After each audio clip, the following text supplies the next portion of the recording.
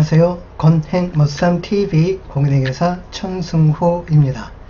자, 이번 영상에서도 역시 비계산 문제, 즉 말문제 중에서 출제 빈도가 높은 재무정보의 질적 특성, OX 문제 같이 한번 살펴보겠습니다. 바로 시작합니다. 1번, 재무정보가 유용하기 위해서는 목적 적합해야 하고 나타내고자 하는 바를 충실하게 표현해야 한다. 그래서 근본적 질적 특성에는 목적 적합성과 표현의 충실성 두 가지가 있죠. 또한 재무정보가 비교 가능하고 검증 가능하며 적시성 있고 이해 가능한 경우에는 재무정보의 유용성은 보강된다. 자, 후반 부분은 보강적 질적 특성에 대한 내용이 되겠죠. 네 가지가 있습니다. 비교 가능성, 검증 가능성, 적시성, 이해 가능성. 그래서 앞자 따가지고 비, 검, 적, 이 네 가지가 보강적 질적 특성에 해당이 됩니다. 자, 틀린 문제 살펴보죠. 근본적 질적 특성은 목적 적합성과 검증 가능성이다? 아니죠. 목적 적합성과 표현의 충실성입니다. 보강적 질적 특성에는 비교 가능성, 검증 가능성, 적시성 및 충실한 표현이 있다. 끝에 충실한 표현이 있다. 이것 때문에 틀렸죠. 비검적이라고 하였습니다. 이는 이해 가능성이에요. 자, 세 번째, 목적 적합하고 충실하게 표현된 정보의 유용성을 보강시키는 질적 특성으로는 비교 가능성, 검증 가능성, 중립성 및 이해 가능성이 있다.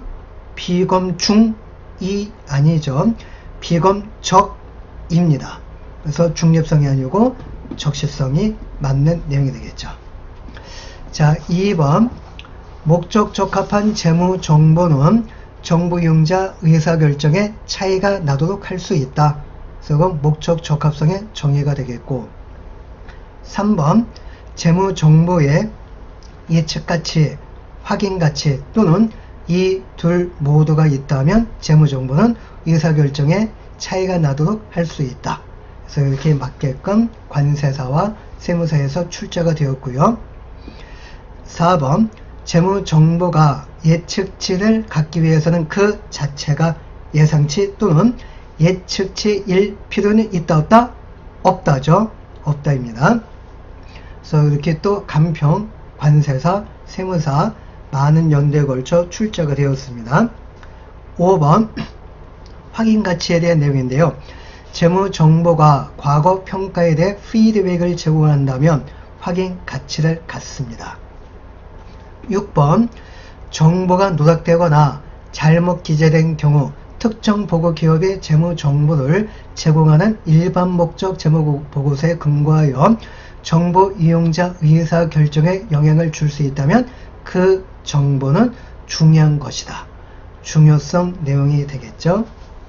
7번, 중요성은 개별 기업 재무보고서 관점에서 해당 정보와 관련된 항목의 성격이나 규모 또는 이 둘 모두에 근거하여 해당 기업의 특유한 측면의 목적 적합성을 의미한다. 즉, 중요성은 해당 기업의 특유한 측면의 목적 적합성을 의미하는 중요성 개념이 되겠죠.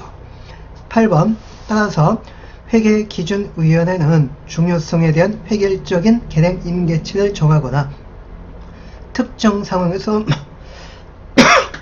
죄송합니다. 무엇이 중요한 것인지를 미리 결정할 수 없다. 많은 연대에 걸쳐, 많은 자격증에 걸쳐 이렇게 출제가 되었습니다. 즉, 중요성은 상대적인 개념이다 보니까 미리 결정할 수 없다. 이 내용이 되겠죠. 그래서 간평 2017년도, 2020년도, 2023년도에는 어떻게 틀리게 표현이 되고 있는지, 회계기준위원회는 중요성에 대한 획일적인 계량 임계치를 정하거나 특정 상황에서 무엇이 중요한 것인지를 미리 결정할 수 있다 해서 틀렸죠. 있다 없다? 없다죠. 미리 결정할 수 없습니다. 자, 9번 표현의 충실성 내용이 되겠는데요. 완벽한 표현 충실성을 위해서는 서술은 완전하고, 완전성이죠. 중립적이며, 중립성이죠. 오류가 없어야 할 것이다. 오류의 부존재성입니다. 그래서 충실한 표현을 갖추기 위해서는 완전성, 중립성, 오류의 부존재성을 갖춰야 됩니다. 간평 2018년도는 완벽하게 표현 충실성을 위해서는 서술은 완전하고 검증 가능하며, 아니죠, 중립적이며, 그래서 검증 가능하며, 요 때문에 틀렸습니다. 끝에 오류가 없어야 한다는 맞습니다. 10번 완전한 서술은 필요한 기술과 설명을 포함하여 정보 이용자가 서술되는 현상을 이해하는 데 필요한 모든 정보를 포함하는 것이다. 11번 중립적 서술은 재무 정보의 선택이나 표시에 편의가 없어야 한다. 12번 중립적 정보는 목적이 없거나 행동에 대한 영향력이 없는 정보를 의미하지는 않습니다. 그래서 세무사 2022년도는 중립적 정보는 목적이 없거나 행동에 대한 영향력이 없는 정보를 의미한다. 그래서 틀리게 표현을 하였습니다. 의미하지 않습니다. 자, 13번 표현의 충실성은 출제 빈도가 상당히 높은데요. 살펴봅니다. 충실한 표현은 모든 면에서 정확한 것을 의미하지는 않습니다. 오류가 없다는 것은 현상 기술에 오류나 누락이 없고 보고 정보 생산하는데 사용되는 절차의 선택과 적용 시 절차상 오류가 없음을 의미합니다. 이 맥락에서 오류가 없다는 것은 모든 면에서 완벽하게 정확하다는 걸 의미하지는 않습니다. 그래서 이렇게 맞게끔도 많이 출제가 되었고요. 또 틀리게 출제된 것도 한번 살펴봐야 되겠죠. 오류가 없다는 것은 현상 기술에 오류나 누락이 없고 보고 정보를 생산하는데 사용되는 절차 선택과 적용 시 절차가 오류가 없음을 의미하므로 충실한 표현이란 모든 면에서 정확함을 의미한다. 틀렸죠? 정확하다는 것을 의미하지 않습니다. 자, 두 번째도 오류가 없는 서술이란 현상 기술에 오류나 누락이 없고 서술의 모든 면에서 완벽하게 정확하다는 것을 의미한다. 틀렸죠? 정확함을 의미하지 않습니다. 간평 2021년도에도 표현 충실성에서 오류가 없다는 것은 모든 면에서 완벽하게 정확하다는 것을 의미한다. 역시 틀렸죠? 또한 간평 올 2023년도에도 앞의 내용은 다 맞게끔 출제가 되었고요. 마지막 부분에서 완벽하게 정확하다는 것을 의미한다. 이것 때문에 틀렸죠. 정확하다는 것을 의미하지 않습니다. 그래서 거의 공통 어떤 부분에서 틀리게 표현을 하였습니까? 맞죠? 마지막 부분입니다. 정확하다는 것을 의미하지는 않는다. 이게 맞는 내용이고 정확하다는 것을 의미한다. 이렇게 하면 이제 틀리게 출제가 되는 겁니다. 자, 14번 합리적인 추정치의 사용은 재무정보의 필수적인 부분이며 추정이 명확하고 정확하게 기술되고 설명되는 한 정보의 유용성을 저해하지는 않습니다. 이는 충당부채 OX 부분에서도 살펴본 내용이 되겠지요. 자, 15번 보강적 질적 특성 내용인데 비검적이라고 하였습니다. 목적 적합하고 충실하게 표현된 정보의 유용성을 보강시키는 질적 특성으로는 비교 가능성, 검증 가능성, 적시성 및 이해 가능성이 있다. 그에 맞게끔 출제가 되었고요. 16번 비교 가능성은 정보 이용자가 항목 간의 유사성과 차이점을 식별하고 이해할 수 있게 해주는 질적 특성입니다. 비교하려면 최소한 두 항목이 필요합니다. 17번 단 하나의 경제적 현상을 충실하게 표현하는데 여러가지 방법이 있을 수 있지만 동일한 경제적 현상에 대해 대체적인 회계 추계 방법을 허용을 하면 비교 가능성은 감소합니다. 이렇게 맞게끔 세무사 2020년도에서 출제가 되었는데, 만약에 여기에서 출제된다 하면은 뒷부분 비교 가능성은 감소한다가 아니고 증가한다, 이렇게 하면 이제 틀리는 거고요. 뭐 비교 가능성은 뭐 영향을 받지 않는다, 뭐 이렇게 해도 틀리게 표현이 된 겁니다. 비교 가능성은 감소합니다. 18번 일관성은 비교 가능성과 관련되어 있지만 동일하지는 않습니다.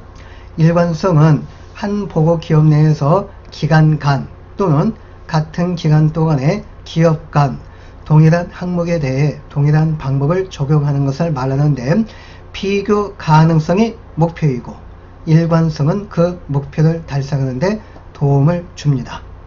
따라서 세무사 2013년도에는 이걸 거꾸로 표현을 했죠. 일관성이 목표이고 비교 가능성은 그 목표를 달성하는데 도움을 준다. 이렇게 이제 틀리게 반대로 표현이 되어서 틀렸고요.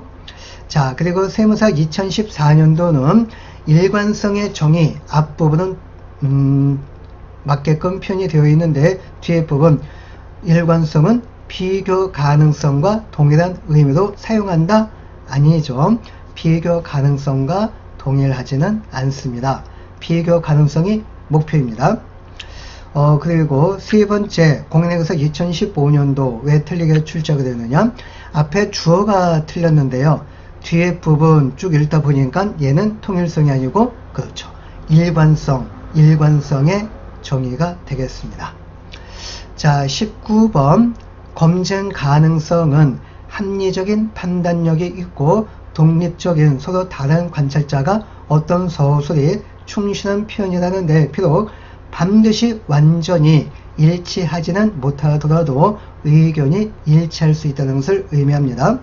개량화된 정보가 검증 가능에 위해서는 단일점 추정치 이어야 할 필요는 없습니다. 즉 100% 만장일치일 필요는 없다, 그런 의미가 되겠죠. 그런데 세무사 2017년도와 간편 2018년도에는 개량화된 정보가 검증 가능하기 위해서는 단일점 추정치 이어야 한다 해서 이제 틀리게 출제가 되었고요. 그리고 관세사 2018년도 앞에 주어하고 뒤에 내용이 서로 매칭이 안 되고 있죠. 그래서 뒤에 부분은 이해 가능성 내용이 아니고 검증 가능성 내용이 되겠습니다. 그래서 앞에 주어 때문에 틀렸습니다. 자, 20번 재무보고서는 사업활동과 경제활동에 대해 합리적인 지식이 있고 부지런히 정보를 검토하고 분석하는 정보유형제를 위해 작성이 됩니다. 그래서 이거는 이해 가능성 내용이 되겠고요. 자, 마지막 21번 보강적 질적 특성을 적용하는 것은 어떤 규정된 순서를 따르지 않는 반복적인 과정으로서 때로는 하나의 보강적 질적 특성이 다른 질적 특성 극대화를 위하여 감소되어야 할 수도 있습니다. 그래서 이렇게 관세사, 간평세무사에서는 맞게끔 출제가 되었는데, 공인회계사 2019년도는 앞에 근본적 질적 특성, 이 주어 때문에 틀렸습니다. 근본적 질적 특성이 아니고 보강적 질적 특성이 되겠죠. 그래서 맞게끔 표현을 한다면 보강적 질적 특성을 적용하는 것은 어떤 규정된 순서를 따르지 않는 반복적인 과정이다 해야지만이 맞게 표현이 된 거고, 자, 두 번째 보강적 질적 특성은 정보가 목적 적합하지 않거나 나타내고자 하는 바를 충실하게 표현하지 않더라도 정보를 유용하게 만들 수 있다. 자, 제 아무리 보강적 질적 특성이라 할지라도 근본적 질적 특성을 충족하지 않는다면은 정보를 유용하게 만들 수 없습니다. 자, 오늘 준비한 재무정보의 질적 특성 내용은 여기까지가 되겠고요. 출제 빈도가 높은 부분 중에 하나, 거의 전형적인 출제 부분이니 공부를 확실하게 하셔가지고 점수를 얻어주시길 바라겠습니다. 자, 지금 마지막 부분까지 시청해주신 여러분한테 감사의 말씀을 드리면서 오늘 영상을 마무리하도록 하겠습니다. 감사합니다.